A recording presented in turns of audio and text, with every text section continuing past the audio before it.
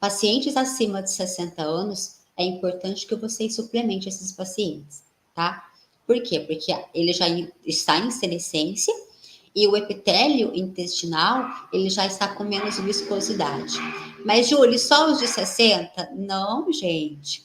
Os de 60 é meio que obrigatório. Agora, nós estamos, a gente pega cada vez mais pacientes jovens que estão relatando desconforto abdominal, pacientes que relatam que não fazem cocô todos os dias, que o intestino é muito preso, que às vezes faz 1 ou 2 vezes por semana, às vezes nem isso.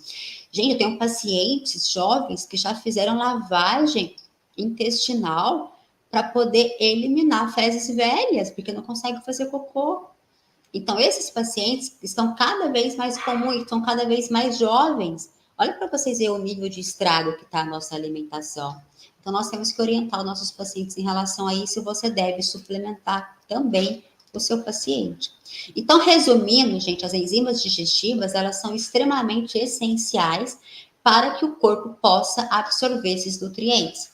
Quando o paciente remove bile, por exemplo, quando ele remove bile, o corpo ele fica com dificuldade de liberar enzimas digestivas para absorver um grande grupo de alimentos, dentro deles os carboidratos, os lipídios, proteínas maiores.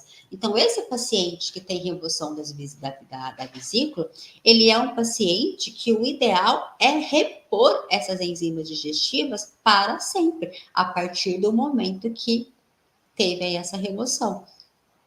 E isso não é uma verdade que acontece, porque às vezes o paciente não suplementa, às vezes ele não foi orientado, às vezes o profissional esteta que está conduzindo ele nem sabe que esse paciente não tem vesícula.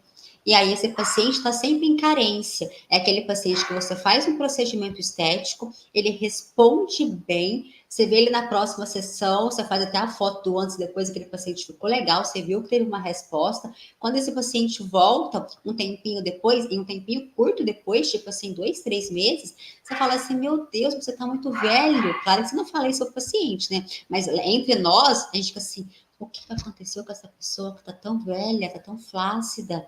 O que aconteceu? Ficou doente, teve febre? Enfim, a gente fica ali se perguntando, até que o paciente deu uma pista para a gente, fala assim, ai, graças a Deus é isso, entende? Então, esses pacientes que não respondem muito bem, podem ser por causa de vesícula, e vocês têm que conversar isso. Coloca lá na anamnese de vocês, tem vesícula, removeu vesícula, por quê? Porque isso é importante, se não tem, você tem que suplementar essas enzimas, porque normalmente o paciente não está suplementando, e se você não suplementar, os seus resultados não são bons.